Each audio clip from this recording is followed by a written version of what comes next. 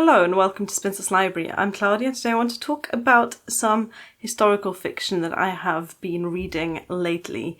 Historical fiction is a genre that I'm kind of neutral about, so I wouldn't call it one of my favourite genres of literature to read, but it's also not completely new territory for me. I enjoy historical novels every now and again, and I've just noticed that in the last, say, week and a half, I have really been diving deep into some historical novels, and I want to kind of talk a little bit about those, but I also just want to bring up a discussion about historical fiction in general and what I enjoy and what I don't enjoy about it sometimes.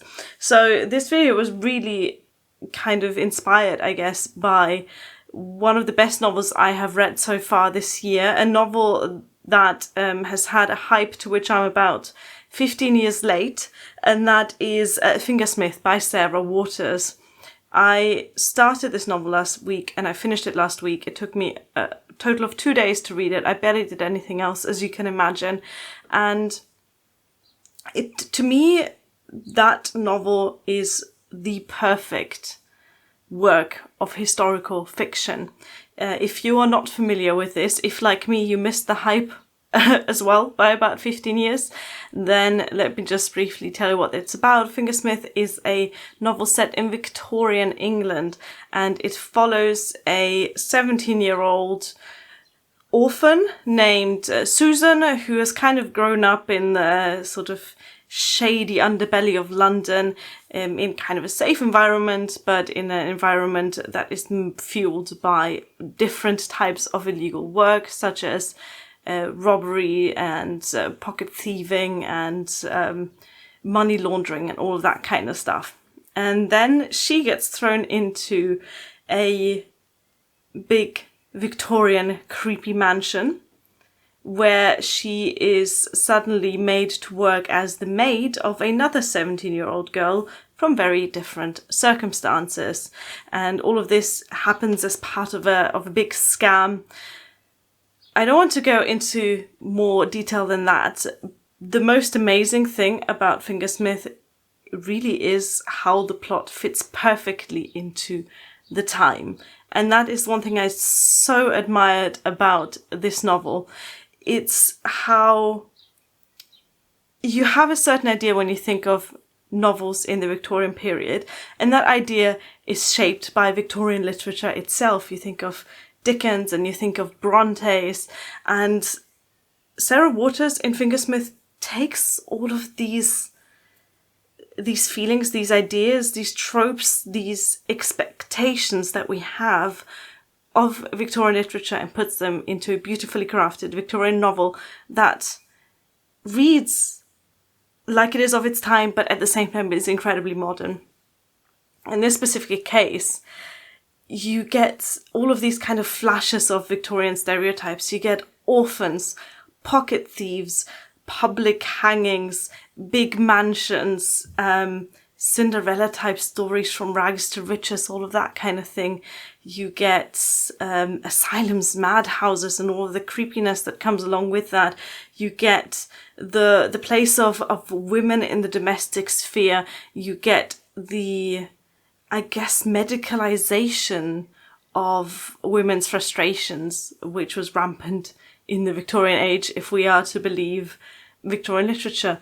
And she takes these tropes and these cliches and just mixes them together with a fantastically modern narrative.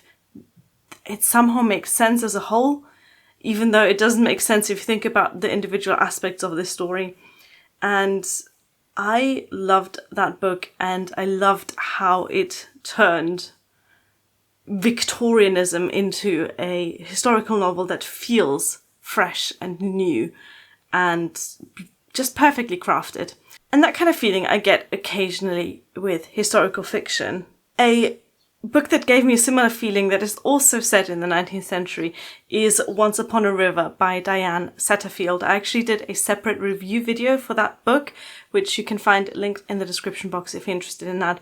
But again, I got that amazing mix of a book that fits so perfectly in its time, but is clearly a modern story. I think that's where the true kind of beauty of historical fiction as a genre lies. Now, I should also mention I am an aspiring historian, just working on my PhD in music history. So there is one specific era where I know a lot about specific types of music in that era.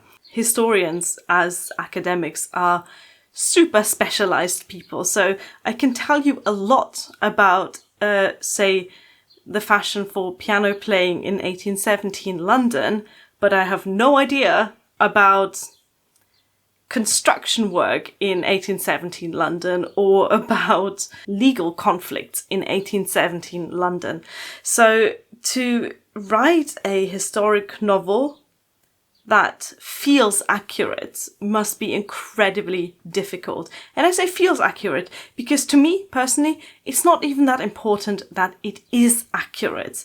I don't want to read in a historical novel, I don't need to read something that is so perfectly placed that everything can be proven and evidenced by historical literature and primary sources, because if I want that, I will look at the primary sources myself. If I want something that is 100% authentically Victorian, then I'll read a Charlotte Bronte novel published in the 1850s or whatever, instead of reading a novel that was published in 2020 but is set in the 1850s. So for me, authenticity has to go as far as making me feel like that is a story that could have actually happened in that time, within that context. But far beyond that, it has to be a story where the surroundings, and by that I mean the place and the time, make sense for the setting that the story takes place in. So again, this is all about context. If you have a story that is about rags to riches, orphans, workhouses, madhouses, big mansions, then the Victorian age is the perfect setting for that story.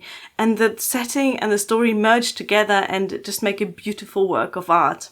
So to find novels like that, novels like Fingersmith and novels like Once Upon a River, for me is incredibly rare. But that is not to say that historical fiction isn't enjoyable otherwise. So I've actually just finished reading another story that was hyped 40 years ago when it came out. So I'm definitely too late for that one. Minerva, can you... Bye. And that is The Clown of the Cave Bear by Jean M. Auel. This was published in 1980, as I said, and this is a story set in prehistoric times. Now, this was actually a book that was recommended to me in the comment section for one of my videos when I asked about weirdly specific book recommendations. I'll find that video from a long time ago and link that in the description box as well. And someone suggested this to me as a historic novel set in the Ice Age, which... just that idea is incredibly intriguing because the Ice Age is a time where we don't have as much literature about or as much first-hand evidence as we have for the Victorian period, for example. And so on the one hand, that gives the author a lot of freedom to create a story that feels authentic, never mind if it actually is or not. And in a way, the author of The Clown of the Cave Bear achieved that in that she did create a really rich world. The story is set around another orphan called Auel, who is a human. I genuinely cannot remember what kind of human because my prehistoric knowledge is incredibly small, but she is somewhere in the human evolution chain that leads to the modern human. And she gets basically adopted by a clan of Neanderthals. So it's kind of like a culture clash narrative, but with an evolutionary twist.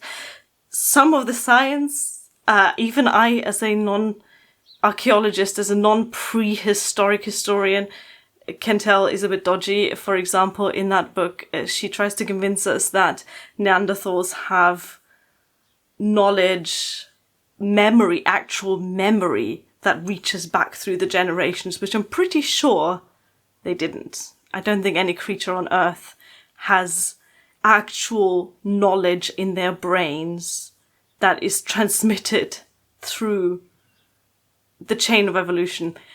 So there are some sort of slightly dodgy aspects to it, but as a whole, again, the author managed to create a world that fits within the context of the story, and the story that fits within the context of the world.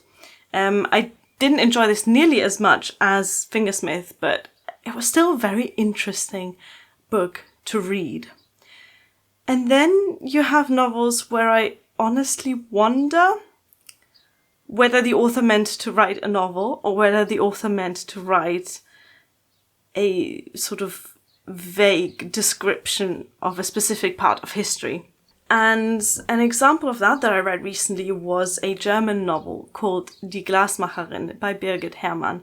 And this I picked up when I was in Germany because it's set in the Black Forest, which is the region of Germany that I'm from. It's set in a different part of the Black Forest. It's a pretty big forest, but I'm still more or less familiar with that part of the world. And it is set during the 19th century, either the early 19th century or the late 18th century. See, I can't even remember that anymore. But the setting is a village of glass blowers. And the village exists, and the nearby monastery that plays a big part in the story exists. And in this case, I feel like the story itself was only secondary to the setting. So obviously I'm wildly extrapolating here, but it seems to me like the author had this idea of, wouldn't it be fun to write a novel that is set in this specific place with this specific history of glassblowing? And then maybe she went there and she did a lot of research and she found out about historic glassmaking and she found out about life in the religious orders of the Black Forest, and then just had to craft a story around that. And that just didn't work for me. And I'm sure you have read a historic novel that's like that, where you almost feel like you're reading a textbook. You get long paragraphs on the intricacies of glassmaking, or, you know, whatever aspect the author wants to tell you about. And the story just doesn't come to life.